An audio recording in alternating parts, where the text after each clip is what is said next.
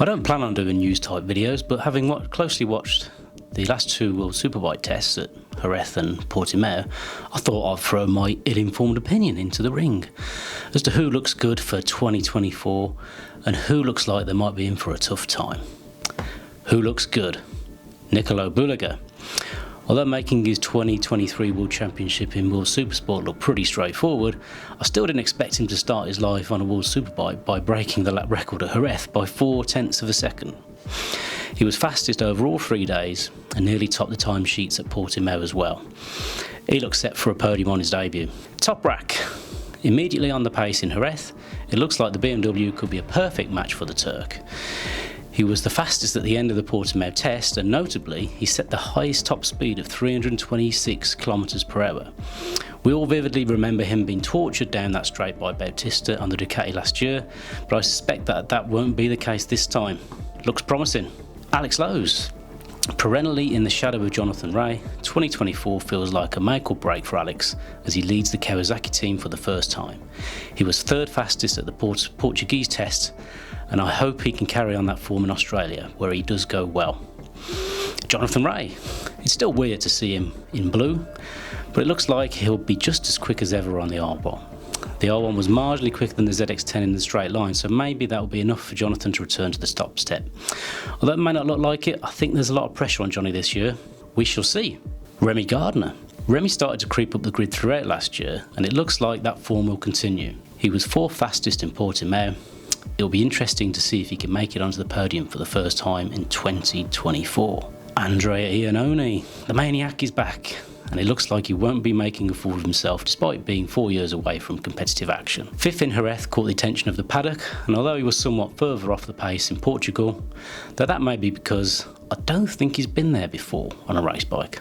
You might correct me at that. I really can't wait to see what he does in Australia. I think it's going to be quite good fun. Sam Lowes.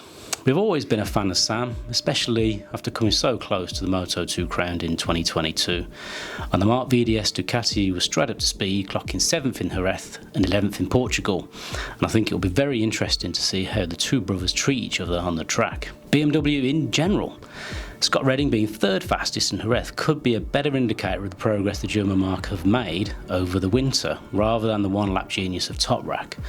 All the bikes were in the top 10 at Portimao, so this could be the new dawn that BMW needs. They certainly need it after 2023. The rest, who's looking pretty good? Dinolo. Well, he looks like he'll be there or thereabouts this year. All the other Yamaha riders seem quite happy, although my outside bet for wins, Domi Agita, was not riding due to illness. Brad Ray also just about gets into the good category. Alex Bassani also looks like he's starting to understand the Kawasaki, but his replacement at Motocorsa Racing, Ruben Rinaldi, is probably at the low end of pretty good. To be honest, it's got to feel like a kick in the dingleberries to be dumped by the factory team for a private one, so it'd be interesting to see how motivated he is to get back near the front. Who's in trouble? Well, Honda. Here is a stat that blew my mind. Since returning as a factory team in 2020, Honda has only had 4 podiums. Following the test, it looks unlikely that they will add to them any soon. The updated CBR 1000 RRRR, or Captain Sparrow's Choice, was not on the pace in either test. Ika commented that the test was hard work, but it must be pretty demoralising thinking that this season could go the same way as the ones before. For Honda to be this far off makes you wonder if some resources back at the factory have been pulled onto the GP team.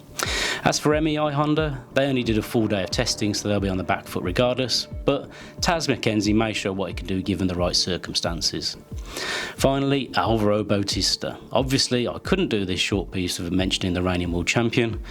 We've only recently been made aware that he had nerve damage to his neck following a crash at the Jerez test last year, which seems to be the real reason his MotoGP wildcard performance was so poor. He hasn't been able to train in his usual meticulous manner, and at Portimao he admitted that he wasn't 100% fit. Hopefully, it will heal between now and Australia so we can get a fully fit Alvaro to judge just how good Bulliger might be. So let me know who you think will win and do well in Australia this year, and if you want to see more content like this, make sure you like this video and subscribe to my channel.